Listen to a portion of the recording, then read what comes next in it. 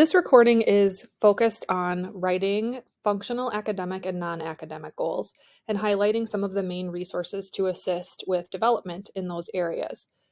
In order to access the resources, we want to go to the goals page on the Case Manager Resources website. You can either access that through the drop-down and going to the goals page or through the menu, which mirrors an IEP.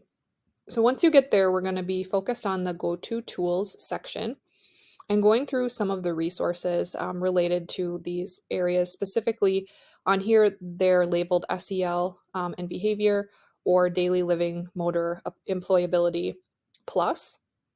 So I'll be highlighting a couple of different examples and resources here. In the last section, we talked about the target packet.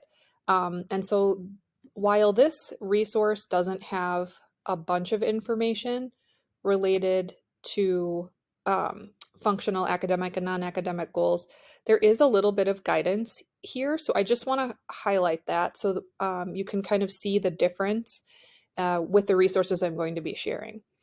So for SEL and other non-academic goals, where you want to go in this section is this link here that talks about targets.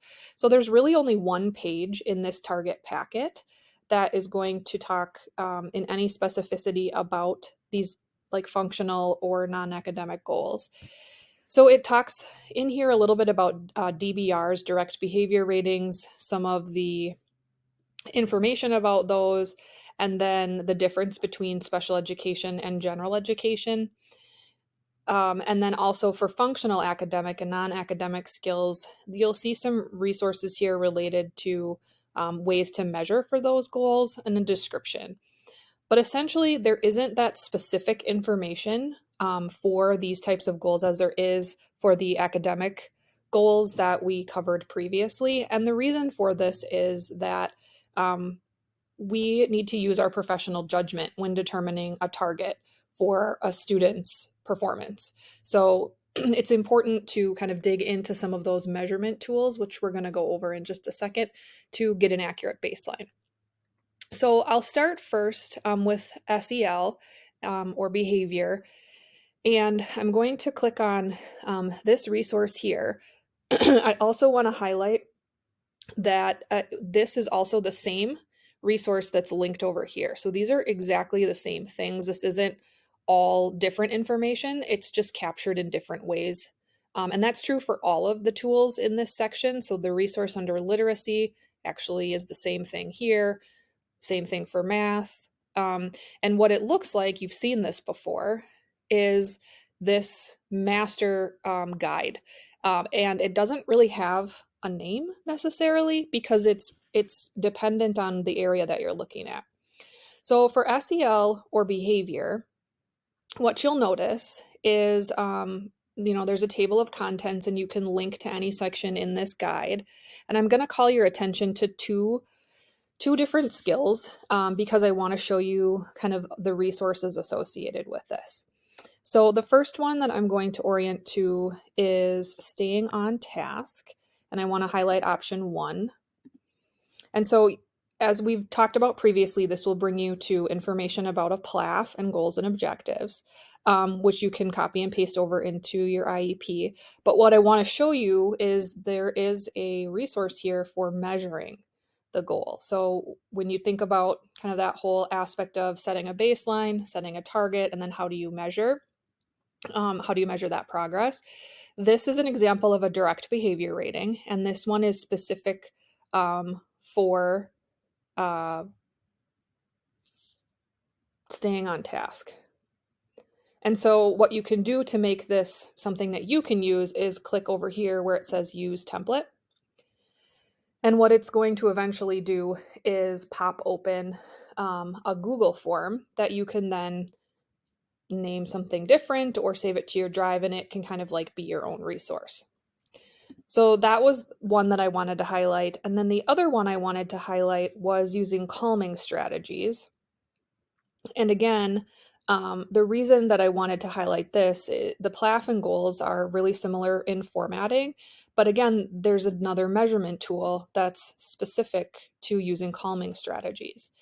And you can, again, make this into your own Google Doc and then save it to your drive. And you can even go in here then and edit it and maybe change, maybe the calming strategies that the student is working on are different than what's listed here, and you can customize this.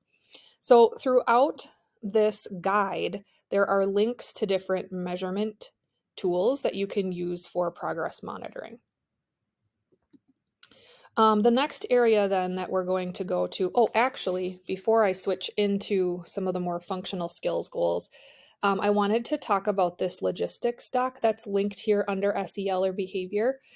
This is a kind of a hidden gem that really talks through kind of specific for SEL or behavior, and I would say generally for most goal development, those steps. So if you're thinking, in general about an IEP goal, what skills are you going to be building? And of course, this is specific to social emotional learning, but you can really use this kind of trajectory for anything. So the skills that you're building, which skill do you want to measure? And then what tools that you want to be able to use. You follow through on collecting data, graph the data, and then analyze it. But this resource really talks about data collection and what options are available. So there are 5 options for collecting data here. It talks through some of the benefits and the drawbacks, recommendations. There's links for resources here as well. And I'm going to choose to highlight just one of these, option A. So you may have heard people talk about boomerang, or you may have heard people talk about DBRs or direct behavior ratings. So we do have boomerang accounts in, I believe, every building in every district. The process is a little bit different, but option A talks you through specifically kind of like how boomerang works. There's some videos on how to schedule it, kind of working through those kinds of things. And then it talks a little bit more about collecting that information, graphing it, and who to reach out to if you have questions. This is for all of our tiers, and obviously this video is about special education, but just wanted to call this out because we do have a specific place where you can come and orient to where this is. So let me just show you one last time where this is located. So it's the logistics doc under SEL or behavior on the go-to tools section of the goals page on CMR. So lastly, I want to talk through some examples for these more functional skills goals. And again, I'm gonna click this link here, but it's the exact same one that's located over on this side. And then also, I'm not gonna call out speech language specifically in this video, but it's the kind of the same thing for speech language as well. Obviously more technical and geared toward that area of need. But when we pop this open, and something, just because I still have this up from previous, so I'm just going to show you something here. When I click over, I have a different tab open, and not quite sure what you can see on your screen, but my last example when I showed you some behavior ratings was on SEL behavior. And then I opened another tab by going back to the website, but I can also just as easily click over into that category and it'll bring me to the exact same place.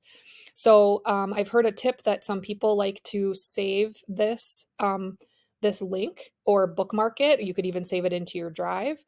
You cannot copy it. You may not reproduce it, but you can bookmark it and link it so you don't have to go to case manager resources every single time to find it.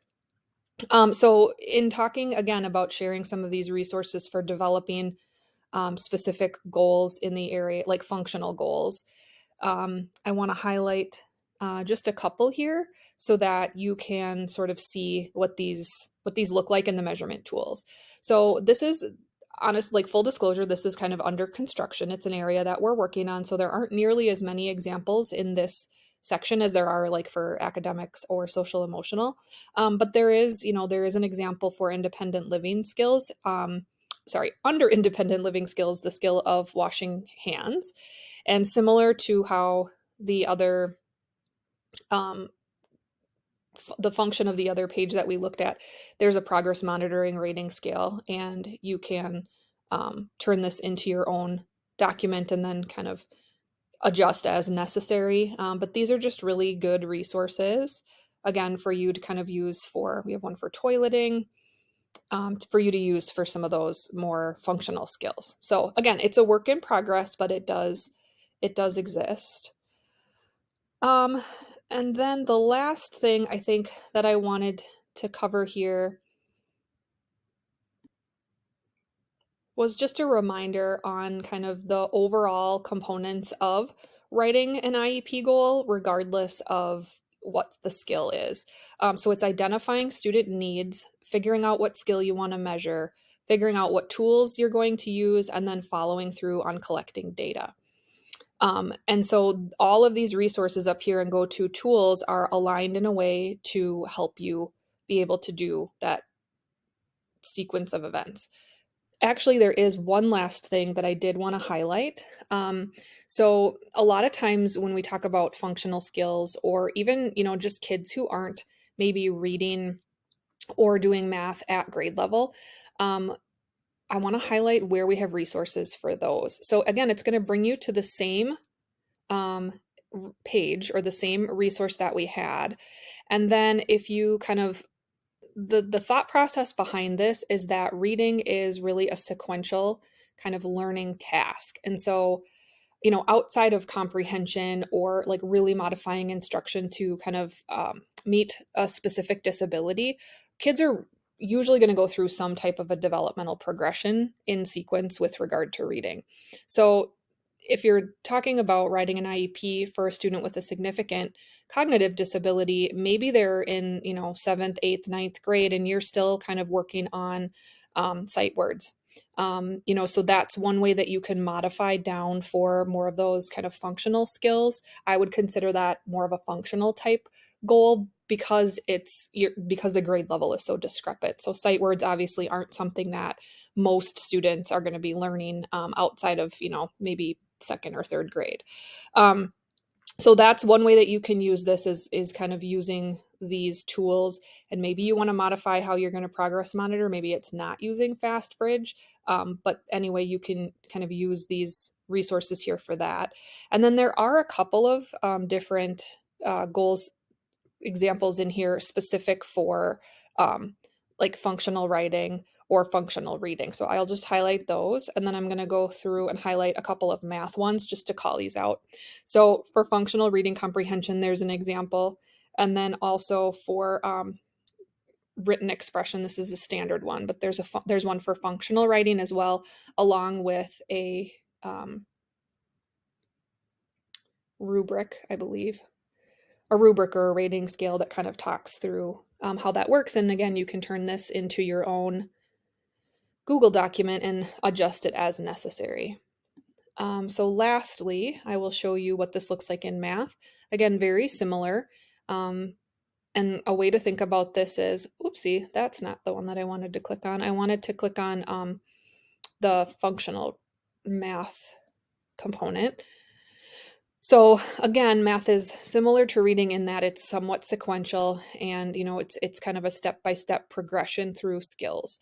So the functional nature of it for students in older grades could be that you are working on something like place value or quantity discrimination when a student is much, much older than when that skill would typically be taught. And so you can use the resources here, maybe even the target packet to determine the rate of improvement or the target, but you're going to want to use your own professional judgment on that. But that's a way that you can use this. And then there are some functional math examples for time and money. So for money, again, calling out a resource here that you can turn into your own document if you like. And then there's one that's similar for time, so I won't pop that open. But hopefully this gives you some information on kind of differentiating goals for functional academics and functional academics and non-academic goals. And as always, if you have any questions about this, you can reach out to your mentor, to a services coordinator at any time, just to kind of, or even a colleague to kind of talk through these resources that we've highlighted.